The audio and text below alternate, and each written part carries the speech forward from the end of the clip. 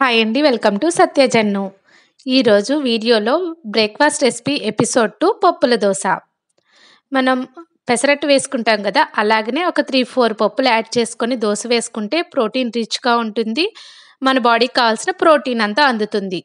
So, దానికోసం ఒక బౌల్‌లో హాఫ్ కప్ మినుములు, హాఫ్ కప్ కందిపప్పు, హాఫ్ కప్ పచ్చిశనగపప్పు, హాఫ్ కప్ పెసరపప్పు. ఈ క్వాంటిటీస్ అన్నీ హాఫ్ కప్ తీసుకోవచ్చు, ఫుల్ కప్ తీసుకోవచ్చు. అన్నీ ఈక్వల్ క్వాంటిటీసే. ఇక్కడ మనం ఏ రైస్ యాడ్ చేయక్కర్లేదు. సో, వాటిని బాగా వాష్ చేసుకొని, వాటర్ ఏసుకొని ఒక 8 అవర్స్ అయినా మనం నానపెట్టుకోవాలి. ఈ దోసలకేమి ఫెర్మెంటేషన్ అవసరం లేదండి. ఒకవేళ మనం మార్నింగ్ ఏసుకోవాలంటే నైట్ సోక్ చేసి పెట్టుకుంటే సరిపోతుంది. సో, మార్నింగ్ ఆ పప్పుల్ని ఒక జార్‌లో వేసుకొని, అందులోనే పచ్చిమిర్చి, అల్లం, సాల్ట్ వేసుకొని, అలాగే మనం సోక్ చేసి పెట్టుకున్న వాటర్ ఉంది కదా! అవి కూడా కొంచెం యాడ్ చేసుకొని మెత్తగా గ్రైండ్ చేసుకోవాలి. ఆ బ్యాటర్‌ని ఒక బౌల్‌లోకి తీసుకొని దోస కన్సిస్టెన్సీ సరిపడా వాటర్ యాడ్ చేసుకోవాలి. అలాగే మనం దోస పైన ఆనియన్స్, క్యారెట్ అయినా ఏసుకుంటే చాలా బావుంటుంది.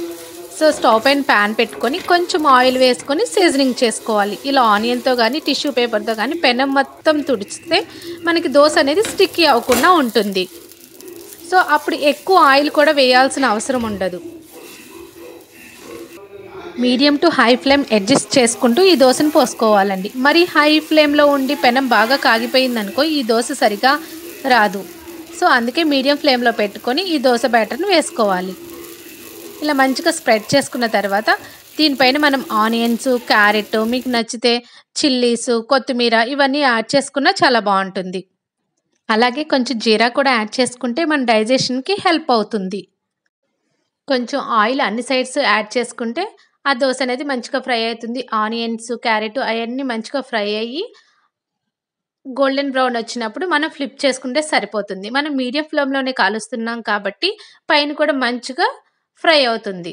సో, వీటితో దోసలే కాకుండా మనం గొంతు పొంగనాలు కూడా వేసుకోవచ్చండి. ఊతప్పం కూడా వేసుకోవచ్చు. అలాగే ఈ క్యారెట్, ఆనియన్ వేసుకోకపోయినా ప్లెయిన్ దోస అయినా వేసుకోవచ్చు. చాలా టేస్టీగా ఉంటుంది. మన బాడీకి మన వెయిట్‌కి తగ్గట్టు మన ఒక్కొక్క కేజీకి 1 గ్రామ్ ప్రోటీన్ అయితే అవసరమవుతుంది. సో, డైలీ మనం ప్రోటీన్ అనేది బాడీకి ఇవ్వాలి. ఇలాంటి దోసలు మనం ఒక 15 డేస్‌కి ఒకసారి వేసుకున్నా సరే మన హెల్త్ ఆరోగ్యంగా ఉంటుంది. మన ఇంట్లో వాళ్ళని కూడా ఆరోగ్యంగా ఉంచగలం. ఇటువంటి దోసలు 2 తిన్నా సరే మన పొట్ట అనేది ఫిల్లింగ్‌గా ఉంటుంది.